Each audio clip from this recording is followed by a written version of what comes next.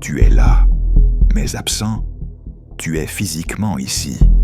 Ton corps est présent, mais ton esprit, lui, est ailleurs. Peut-être dans une conversation passée que tu rejoues encore. Peut-être dans un futur que tu anticipes, que tu crains ou que tu idéalisais. C'est l'une des grandes contradictions de notre époque. Nous sommes entourés de vie, mais rarement en contact avec elle. Nous respirons sans sentir l'air. Nous mangeons sans goûter. Nous vivons sans vraiment être là. Si tu ne profites pas de l'instant présent, ce n'est pas parce que tu es incapable, faible ou distrait par nature. C'est parce que ton esprit a appris à fonctionner ainsi.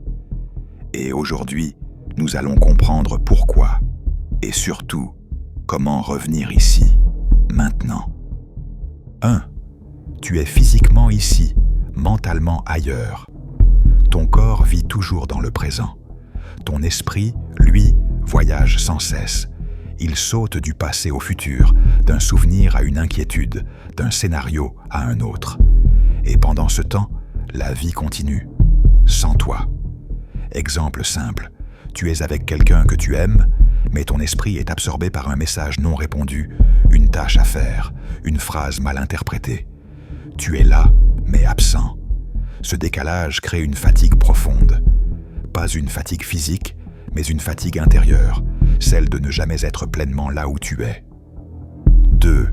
Le passé te retient. Le passé peut devenir une prison invisible. Tu repenses à ce que tu aurais dû dire, à ce que tu aurais dû faire, à ce que tu aurais dû être.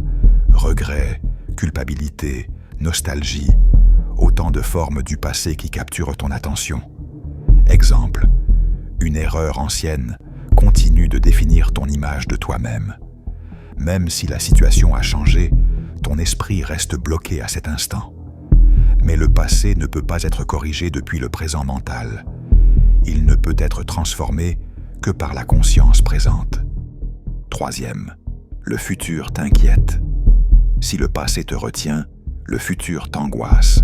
Tu anticipes, tu prévois, tu imagines le pire, ou parfois le meilleur. Mais dans les deux cas, tu quittes l'instant. Exemple, tu es en vacances, mais tu penses déjà au retour, au travail, aux responsabilités. Le futur vole la joie du présent. Le futur n'existe pas encore. Pourtant, il consomme une grande partie de ton énergie. 4. Ton esprit confond urgence et importance. Tout semble urgent. Tout demande ton attention immédiate. Notifications, messages, obligations. Ton esprit est entraîné à réagir, pas à choisir. Résultat, tu cours toute la journée sans vraiment savoir pourquoi. Exemple, tu réponds à un message pendant un repas. Était-ce vraiment important ou simplement urgent dans ton esprit conditionné? Cette confusion t'empêche de ralentir et d'habiter pleinement ce que tu fais. 5. Tu crois que le bonheur viendra plus tard. Quand j'aurai ceci, je serai heureux. Quand cette situation changera, je profiterai. Ce mensonge intérieur repousse constamment le bonheur.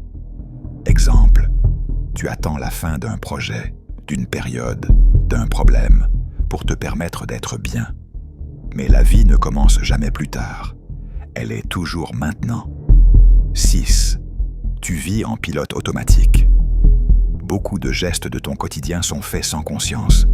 Se lever, manger, se déplacer, parler. Ton corps agit pendant que ton esprit est ailleurs.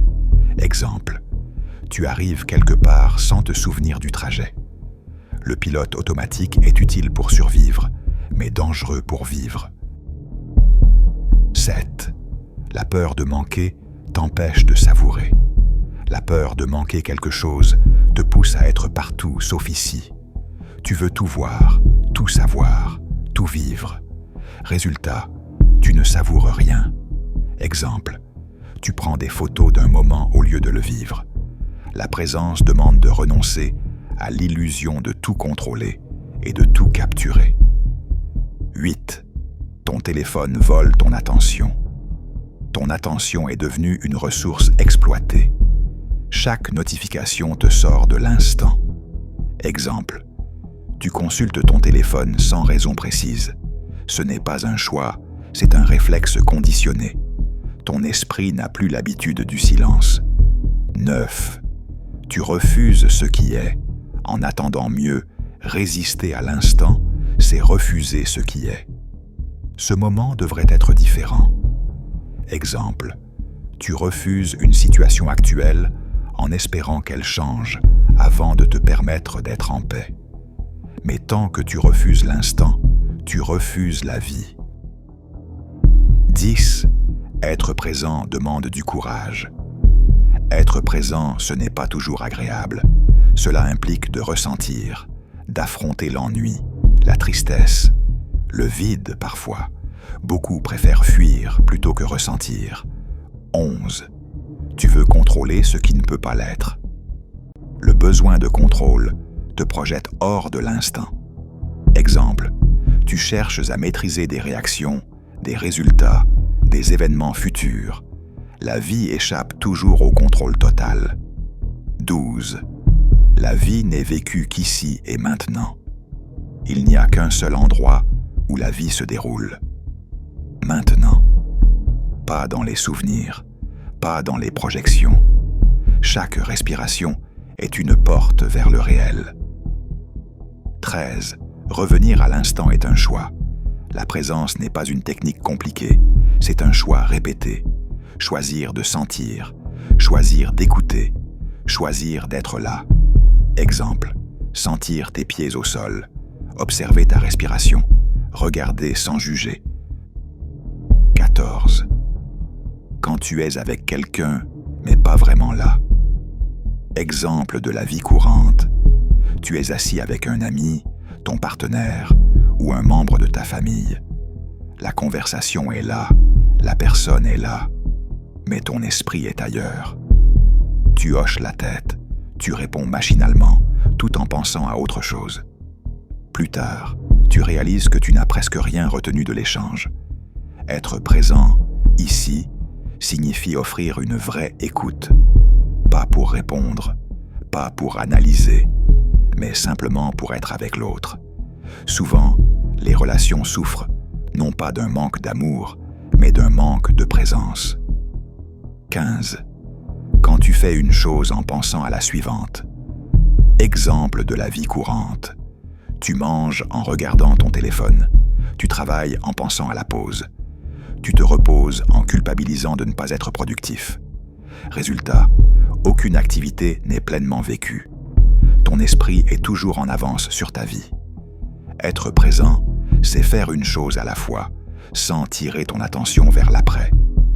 Ce ralentissement n'est pas une perte de temps, c'est un retour à la qualité de l'expérience. 16. Quand un moment simple pourrait suffire. Exemple de la vie courante. Tu marches dans la rue, casque sur les oreilles, regard baissé. Tu ne vois pas le ciel, tu n'entends pas les sons autour de toi. Pourtant, ce simple trajet pourrait être un moment de respiration. L'instant présent ne demande rien d'extraordinaire. Il se cache souvent dans des moments ordinaires que tu traverses sans les habiter. Être présent, c'est redonner de la valeur à ce qui est déjà là. 17. Quand tu attends que tout aille bien pour être présent. Exemple de la vie courante. Tu te dis « Je profiterai quand j'aurai moins de problèmes ». Mais les problèmes ne disparaissent jamais complètement.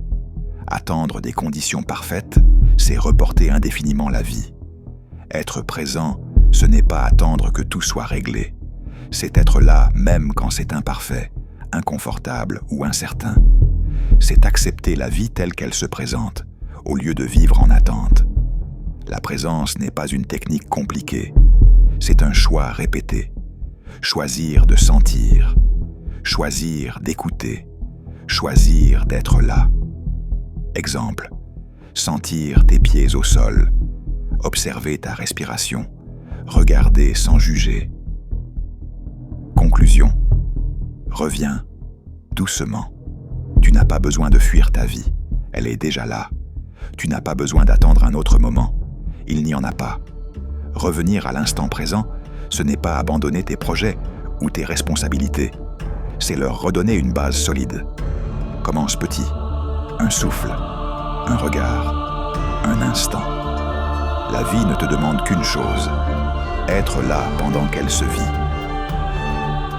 Ici, on n'attend pas le bon moment, on le crée.